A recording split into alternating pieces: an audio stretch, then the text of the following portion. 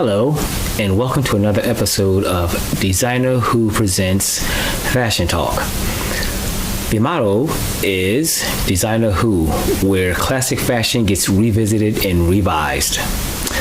Now, the first thing I want to talk about, and I think it's kind of important, is sizing. And sizing, I mean, pant size, waist size, shirt size, sizing.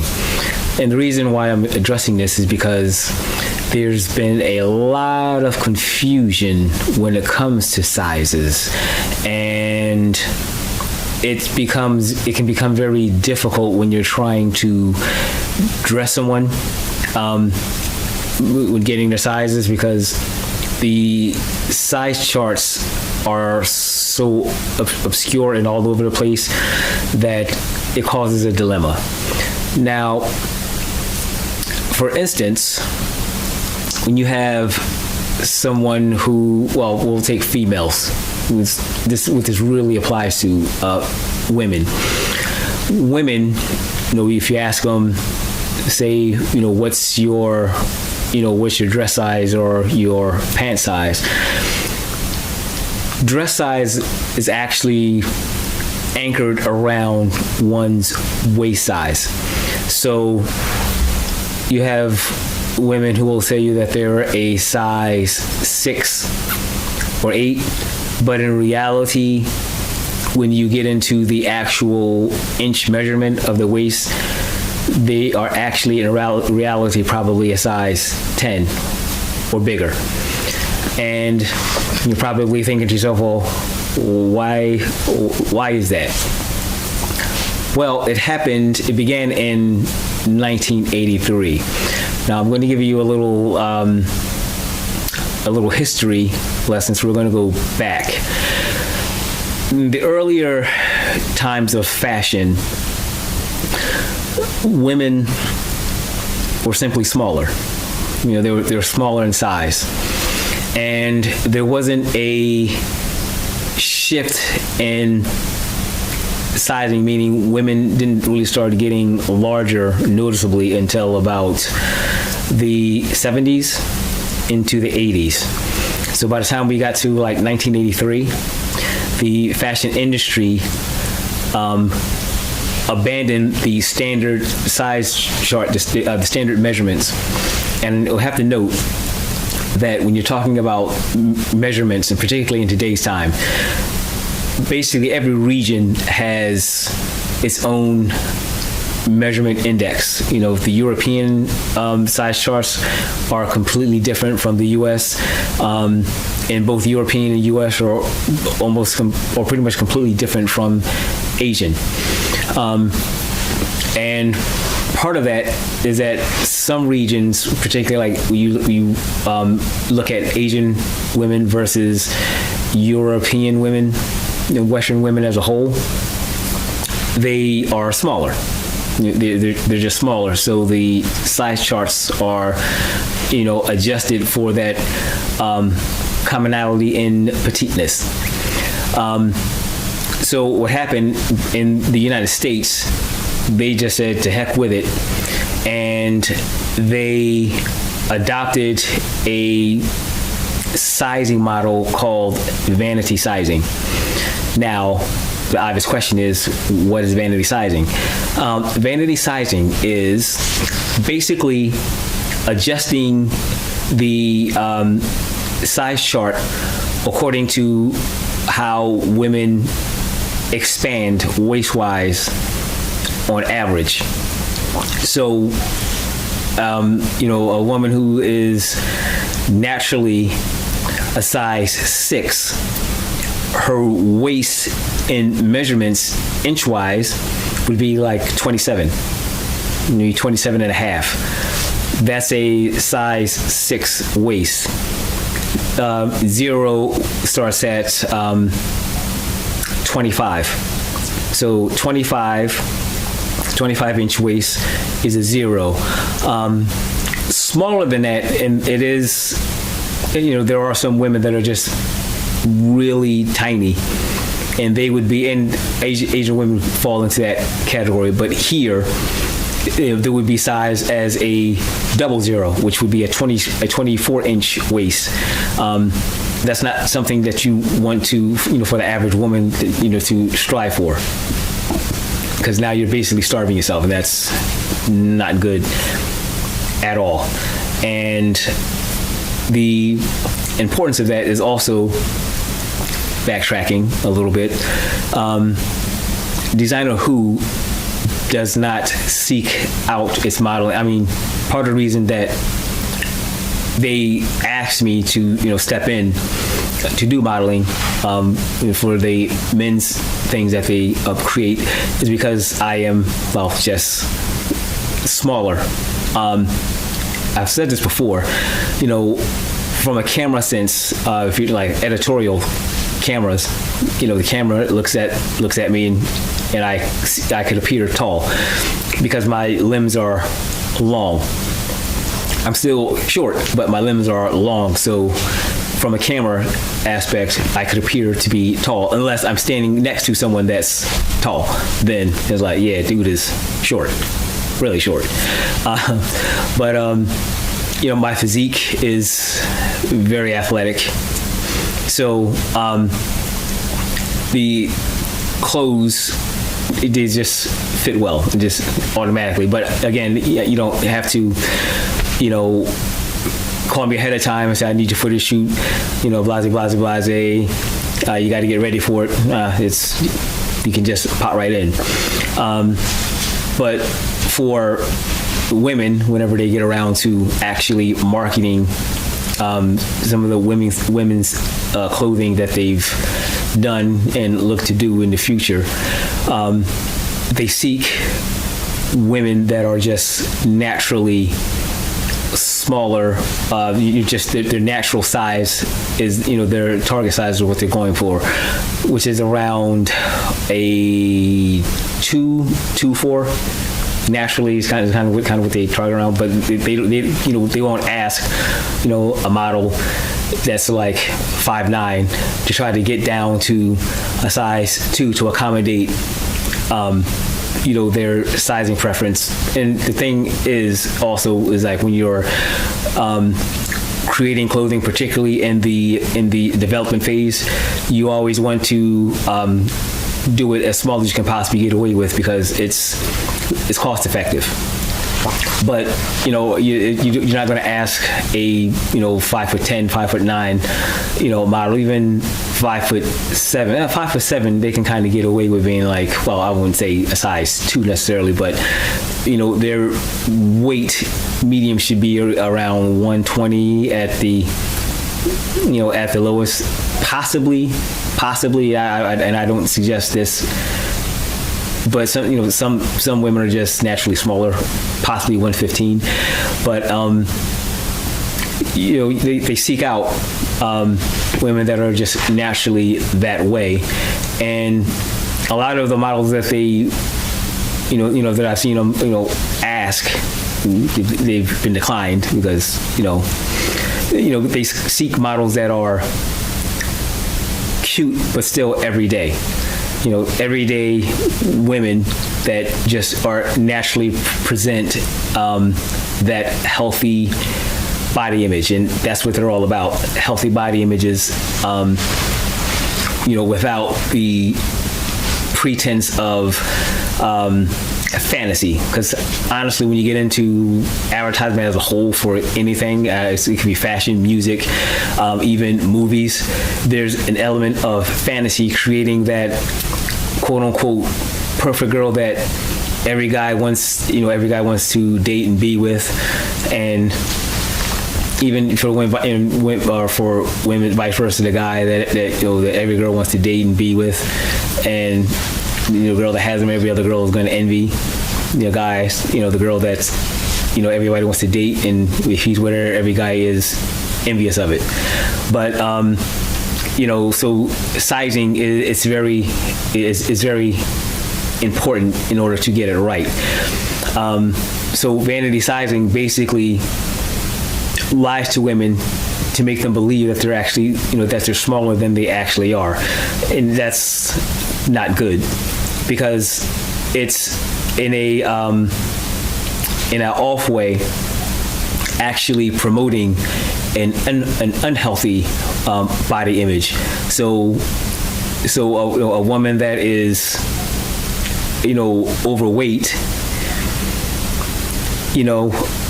being overweight is an unhealthy, lifestyle. And I'm not talking about, chubby. Some girls are just naturally thick, and that's cool. That's cool. The naturally curvy physiques. That's fine. But we're talking about when your body mass is more than what your frame is meant to handle. And I'm talking about fat girls going into obese. That's not good. And even trying to convince a woman that should be labeled a size 18 that she's really a size 12. The only purpose served is to sell her on a false image of who she is and where she's at. And health-wise, that weight works against you, particularly as you begin to get older. You can get away with, being overweight and even obese, when you're young. But even then, the consequences of being overweight, and particularly obese, they begin to rear its ugly head, because a lot of, young people that are obese, they are in the realm of being diabetic. And a lot of times people are, if you're not necessarily obese, but you're overweight, there's pre-diabetic, meaning you're not there yet, but you're on your way. And you do not want to be a diabetic, because that's a whole nother can of worms. And once you're there, it presents a whole host of problems that will only get worse as you age. And when you have a whole bunch of body weight on you, and you are, you start getting, even when you, once you get into your 30s, you're going to start seeing, there are small signs of the issues that are yet to come. And as you get into the 40s, it compounds. And if the issue hasn't blown up into a full health issue by the time you hit 40 or coming to the end of your 30s, you'll definitely be in a bad place once you start knocking on your 50s. So weight management and keeping your weight under control is very, very important. Very important. It's not just, this is just about vanity and being vain. This is about your health. And let's face it, when you look good, you feel good. And I'm not talking about having your whole identity wrapped around your appearance, but when you're just healthier, you just feel better. I mean, that's just what it is. When you can dart up a flight of steps like it's nothing, that's a good feeling. To be able to do that. And when you're just sailing through the air like a gazelle, well, that's a good feeling. But vanity sizing and convincing people that they are smaller than what they really are, it's not good at all. Not good at all. But with that said, we are going to get ready to go into the next segment, to which we are going to present you with another hot dose of Designer Who fashion. We're going to focus on kind of things for the winter, because one of the easiest seasons to dress for is the winter, because it doesn't take a lot. Because the main thing that you need with, in the wintertime is a nice pair of shoes, sneakers, or a boot, a nice basic pair of denim, and a coat or some type of outerwear, because that's mainly what you're going to be wearing most of the time while you're out and about. And with that, if you know you're going to be wearing a coat most of the time, you can just, you can kind of slack off when you're, on your shirt. So the wintertime is a miserable time of the year, particularly for me. I hate the cold, hate it. But it is one of the easiest times to put an outfit together, because it's, you're basically dealing with the basics, and, the main purpose of your dress in the wintertime is keeping warm, because there's nothing worse than trying to look cute and being cold. I remember doing foolish things like that in my college days. I'm out there in my in these thin fly pants, and it's like the dead of winter and the hawk is out, and for each evil gust of wind that's blowing through, cutting right through my pants, and I'm like, oh my Lord, sweet baby Jesus, take me now.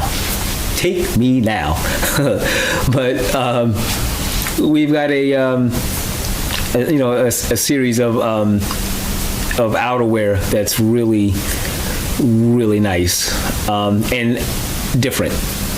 And out of the car.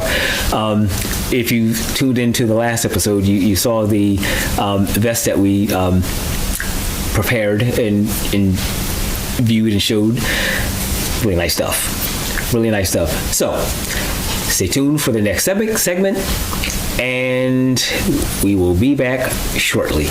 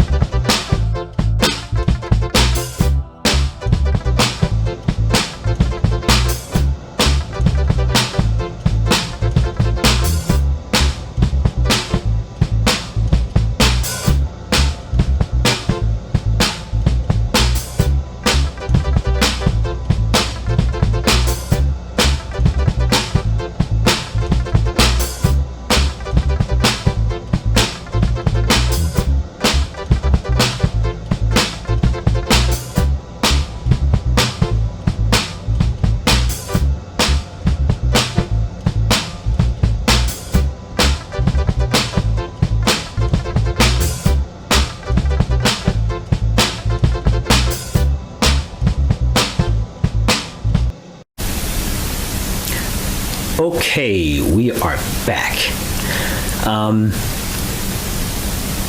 The product I'm about to introduce, another Black-owned company, and this is very important, particularly when it comes to shoes. Now, I'm always harping about shoes and the importance of shoes, because shoes will make or break whatever you are wearing. But also, you need shoe maintenance, taking care of your shoes, keeping them clean and up to par. The importance of not only does it, keep them, keep your shoes looking good and fresh, but it's a way of getting a longer lifespan out of your shoes with proper care. Now, this brand is called Shoe MGK. Respect your shoes, clean and protect. Here it is. There you go. And here's it kind of looks like from the back. Now, this is a really good product. I like it. It's all natural. There's nothing in here that's a chemical, so this is good for the environment, and it's not going to expose you to any type of chemical substance and no chemicals to damage your shoes, be it be leather or man-made textiles for some shoes. This doesn't have. They don't have a website, but usually I got this in the local mall. They usually have kiosks of salesmen that sell this product for your shoes, and they'll even give you a demonstration so you can see for yourself how well it cleans your shoes. It's a bit on the expensive end, but you get what you pay for. Good stuff. I use this frequently on my shoes. Now, they say that you can use it on suede. I'm kind of skittish on that. I won't put it on my suede shoes, but my leather shoes, no problem. Even canvas shoes, you can use it on that. Although with canvas shoes, personally, I like throwing canvas shoes in the washer dryer to clean them up that way. It's easier. And something if you don't want to put in a dryer, then you can put them in the just let them air dry. Done that as well. But Shoe MGK, I think it's supposed to be MGK's Shoe Magic, and it works well. It works well. So if you are at the mall and you see them and you need a good product to keep your shoes maintained, be it sneakers, loafers, boots, stop by, give them a holler, and pick up a kit. They have smaller kits. They have bigger kits, and each one varies in price size. But it's a very cool product to have, and I recommend it to all.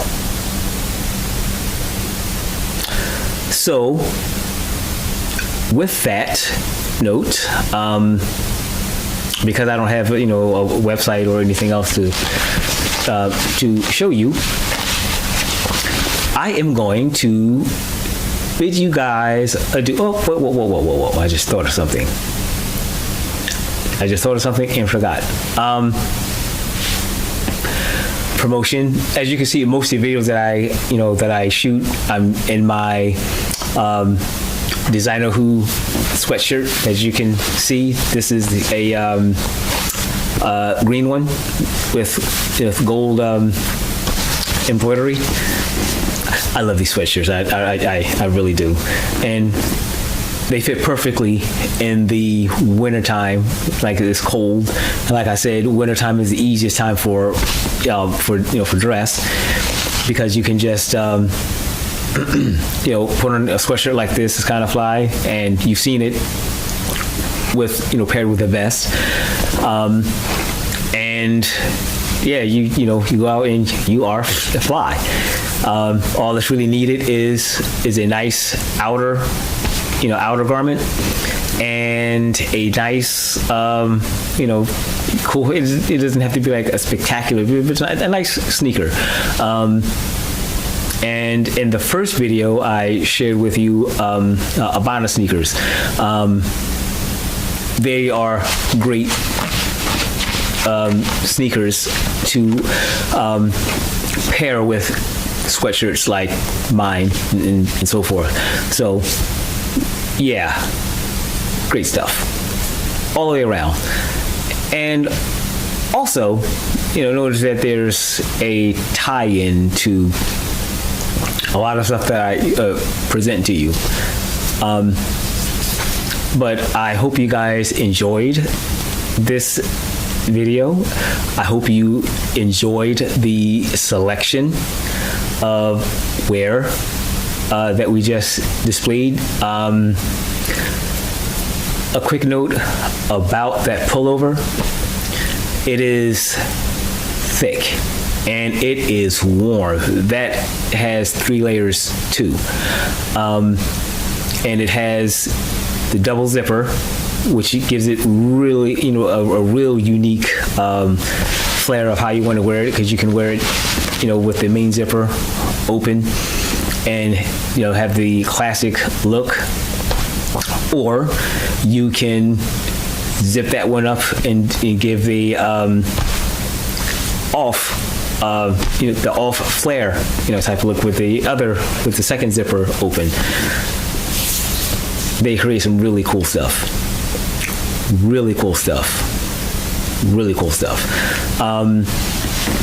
When the website comes up, I will definitely let you know, and we will definitely be promoting that. Now they're still trying to find a host, to put the site on. But once they work that stuff out, I will definitely let you guys know, and we really start